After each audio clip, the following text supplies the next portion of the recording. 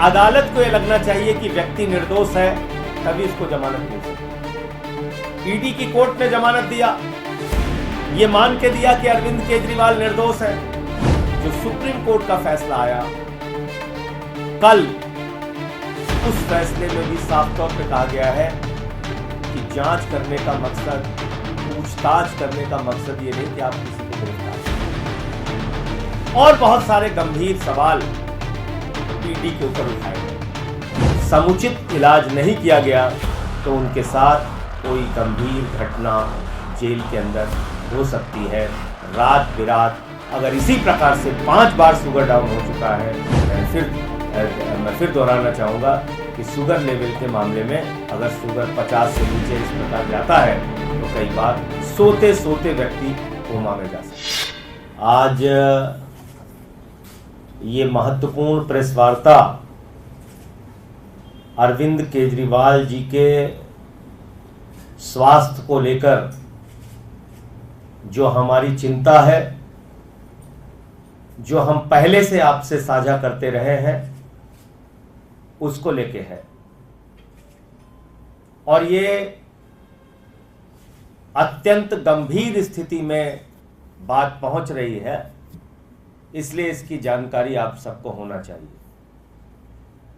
हम लोग पहले दिन से कह रहे हैं कि बीजेपी का मकसद एक तरफ तो अरविंद केजरीवाल को प्रताड़ित करना है, जेल में रखना है, दूसरी तरफ भारतीय जनता पार्टी और भारत की सरकार का, मोदी सरकार का मकसद अरविंद केजरीवाल की जिंदगी से भी खिलवाड़ करना है। उनको गंभीर से गंभीर बीमारी हो जाए, जेल में उनके साथ कोई घटना घटित हो जाए, उनको स्वास्थ्य की कोई गंभीर समस्या पैदा हो जाए, इसकी पूरी एक साजिश, एक गहरा षड्यंत्र भारतीय जनता पार्टी और उसकी केंद्र सरकार द्वारा रचा जा रहा है। आप सबकी जानकारी के लिए बता दूं कि जब 21 मार्च को अरविंद केजरीवाल जी को गिरफ्तार किया गया था तो उस वक्त उनका वजन था 70 किलोग्राम और आज की तारीख में उनका वजन 8.5 किलो गिरकर 81.5 रह गया है, 61.5 रह गया है। 70 किलो से घटकर 61.5 किलो उनका वजन रह गया है। करीब करीब 8.5 किलो वजन उनका 21 मार्च से लेकर अब तक कम हुआ है, जिसका कारण पता नहीं, जिसकी वजह मालूम नहीं, जिसकी कोई जांच नहीं हो पा रही है गंभीरता से, जिससे पता चल सके इतना वजन कम कैसे हुआ। 8.5 किलो वजन कम होना और उसकी वजह पता न चलना, यह कई गंभीर बीमारियों के संकेत होते हैं। आप किसी भी डॉक्टर से पूछ लीजिए, अगर लगातार वजन घट रहा है और उसकी वजह पता नहीं चल रही है तो निश्चित रूप से यह गंभीर बीमारी का संकेत है। तो ये हम सब के लिए, अरविंद केजरीवाल जी के लिए, उनके परिवार के लिए, उनके चाहने वालों के लिए, दिल्ली के हों, देश के हों, उन सब के लिए गंभीर चिंता का विषय है, नंबर 1। दूसरी बात क्या हुई, इस दौरान जब से वो जेल में है लगभग 5 बार ऐसा हुआ है जब रात में उनका शुगर अचानक डाउन हुआ और वो 50 से भी कम गया,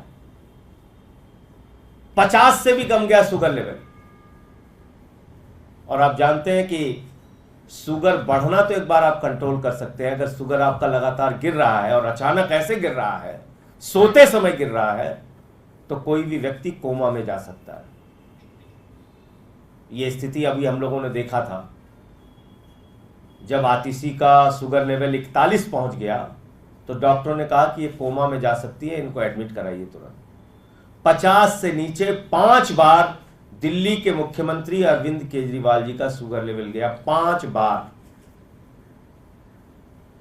कौन रहता है रात में हॉस्पिटल, जेल के सेल के बाहर, कौन सा डॉक्टर बैठा रहता है? कौन सा डॉक्टर रात की ड्यूटी करता है जेल के अंदर? मैं खुद रहा हूं 6 महीने, आप घंटी बजाते रहिए, बहुत मुश्किल से आपको रात में अगर कोई समस्या हो गई तो ओपीडी ले जाया जाता है। तो ये सब क्यों किया जा रहा है और किस वक्त में किया जा रहा है? आपको याद होगा, जैसे ही ईडी कोर्ट ने जमानत दी थी, हाई कोर्ट में पहुंचकर बगैर ऑर्डर की कॉपी के ईडी ने स्टे ले लिया, जो भारतीय न्यायपालिका के इतिहास में पहली और एकमात्र घटना है। कानून को, नियम को, प्रक्रियाओं को ताक पे रख के स्टे ले लिया गया अरविंद केजरीवाल जी के रिहाई के ऊपर। किसके द्वारा? प्रधानमंत्री नरेंद्र मोदी जी के अधीन आने वाली एजेंसी ईडी के द्वारा।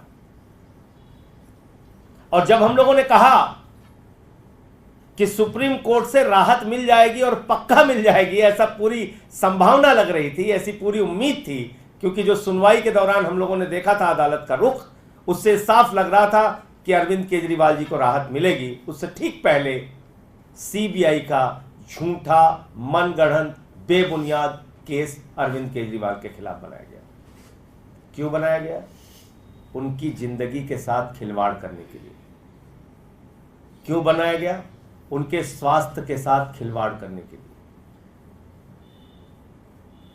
तो प्रताड़ना, जेल में डालना तो एक विषय है, लेकिन केजरीवाल अपने स्वास्थ्य से टूट जाए, उनको गंभीर बीमारी हो जाए, उनके साथ जेल के अंदर कोई अनहोनी हो जाए, कोई घटना दुर्घटना हो जाए, ये एक बड़ा साजिश और षड्यंत्र का मकसद है भारतीय जनता पार्टी और देश के प्रधानमंत्री का।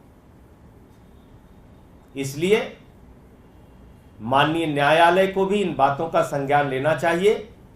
और जो एक छोटा मामला अब सीबीआई का बचा है, आप जानते हैं ईडी जब जमानत देती है तो पीएमएलए की शर्त कहती है कि अदालत को यह लगना चाहिए कि व्यक्ति निर्दोष है, तभी उसको जमानत मिल सकती है। ईडी की कोर्ट ने जमानत दिया, यह मान के दिया कि अरविंद केजरीवाल निर्दोष है, यह मान के दिया कि ईडी के अधिकारी बायस्ड तरीके से, दुर्भावना से केजरीवाल के खिलाफ केस बना रहे हैं, कार्रवाई कर रहे हैं। और दूसरा, जो सुप्रीम कोर्ट का फैसला आया कल, उस फैसले में भी साफ तौर पे कहा गया है कि जांच करने का मकसद, पूछताछ करने का मकसद ये नहीं कि आप किसी को गिरफ्तार कर लें। और बहुत सारे गंभीर सवाल ईडी के ऊपर उठाए गए हैं।